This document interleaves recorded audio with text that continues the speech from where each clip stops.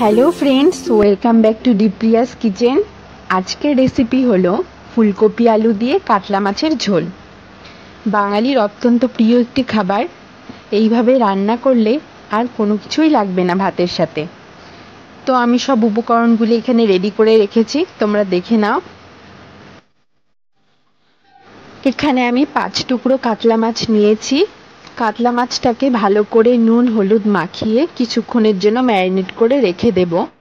এরপর ঝোল তৈরি করার জন্য শুকনো লঙ্কা, আদা ও জিরা বেটে একটি মশলা তৈরি করে নেব। এখানে টমেটো কুচি, লঙ্কা ও পেঁয়াজ নিয়েছি, পেঁয়াজের একটা পেস্ট তৈরি করে নিয়েছি। এরপর আমি ছোট ছোট আলু নিয়েছি, তোমরা চাইলে অন্য আলু দিয়েও এটা করতে পারো। এরপর ফুলকপিগুলোকে আমি নুন জলে ভাপিয়ে নিয়েছি।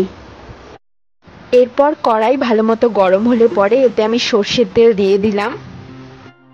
তেলটাও ভালো করে গরম হলে পরে আমি ম্যারিনেট করা মাছগুলো দিয়ে ভেজে নেব।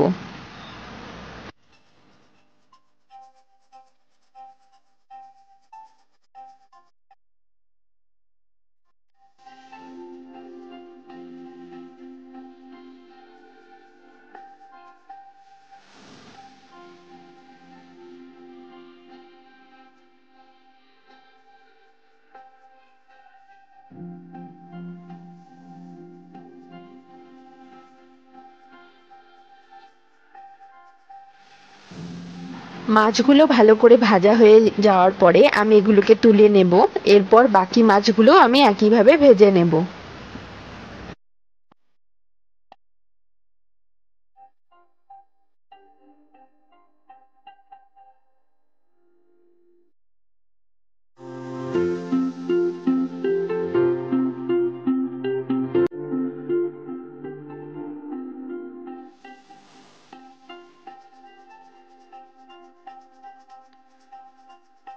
এই মাছগুলো ভালো করে ভাজা হয়ে গেলে তুলে নেবার পর আমি ওই একই তেলে ফুলকপি আর আলুটাও ভেজে নেব।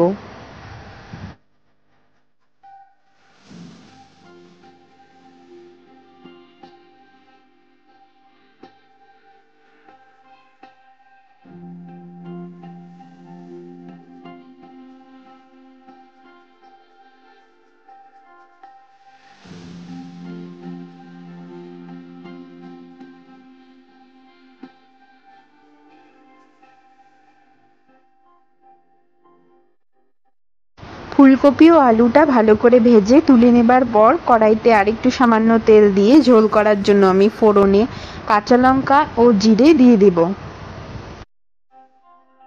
এগুলো খানিকক্ষণ নাড়াচাড়া করার পর আমি কেটে রাখা টমেটো কুচিও এর মধ্যে দিয়ে দেব।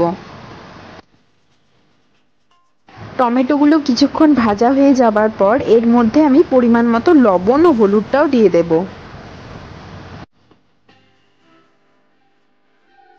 খানিকক্ষণ পর আমি লঙ্কা, আদা ও জিরের যে পেস্টটা তৈরি করে রেখেছিলাম সেটা দিয়ে কিছুক্ষণ কষতে থাকবো।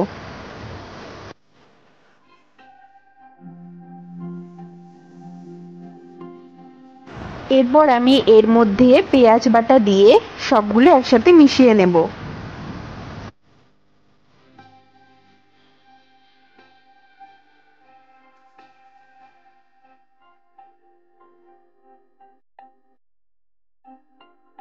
মশলাটা ভালো করে ভাজা হয়ে গেলে এর মধ্যে থেকে যখন তেল বেরিয়ে আসবে তখন আমি ভেজে রাখা আলু ও ফুলকপিটা দিয়ে কষিয়ে নেব।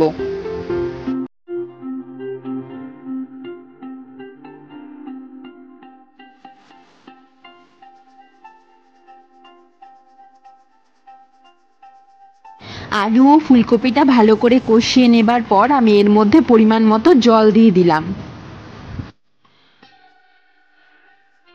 এরপর ঝোলটা একটু ফুটে আসলে আমি এর মধ্যে কাতলা মাছের পিসগুলো একে একে দিয়ে দেব।